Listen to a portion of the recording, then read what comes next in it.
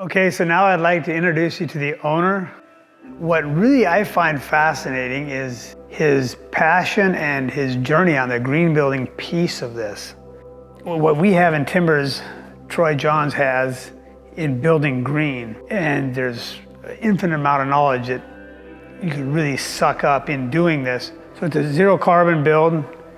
Some things that I find fascinating is the information that would processing all that to get to where you want to go with all the green building decisions, as well as there's a lot of recycled things in here.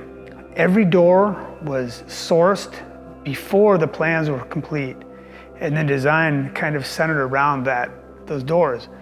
And another thing that's really kind of interesting is shutters up on these walls here. He got them from a rodeo.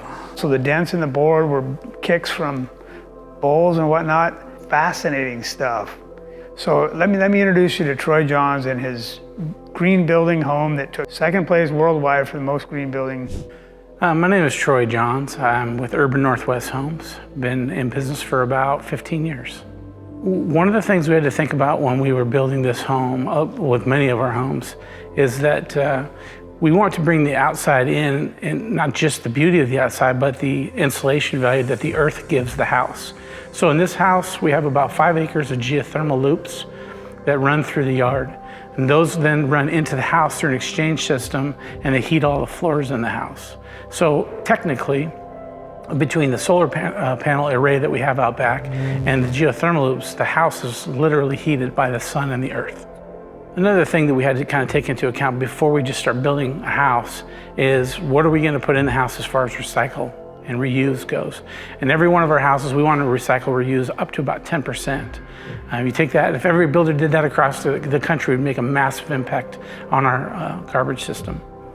So one of the things that's really fun was getting doors from all over the country brought in, and then we took the ones that we thought had potential, and we designed the house around the doors. So whereas normally you would just put a 3.0 or whatever in a certain spot, we actually had to get the door, reframe the door, stain the door, knob the door, put the whole thing together, get the rough measurements off of it, and then put that into the plan. So before we ever swung a hammer, we had all of our doors figured out in the whole house. So inspiration for the house, the way the house is put together, came from wanting light to transfer from the south side of the house to the north side of the house.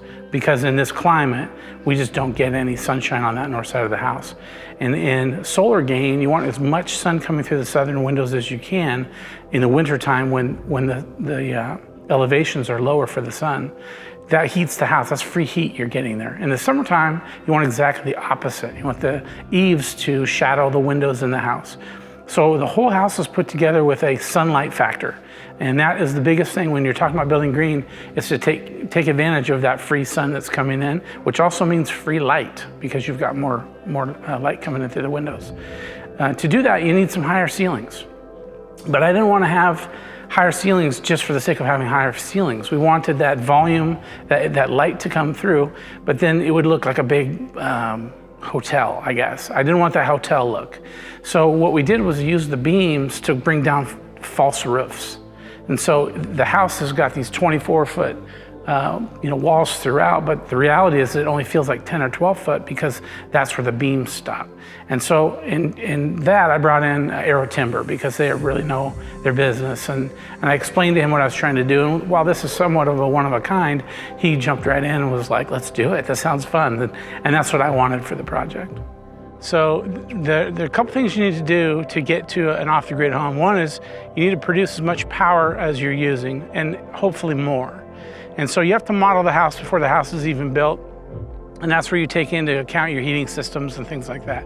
In our particular system here, we have a 5 megawatt system, which qualifies as a small power plant.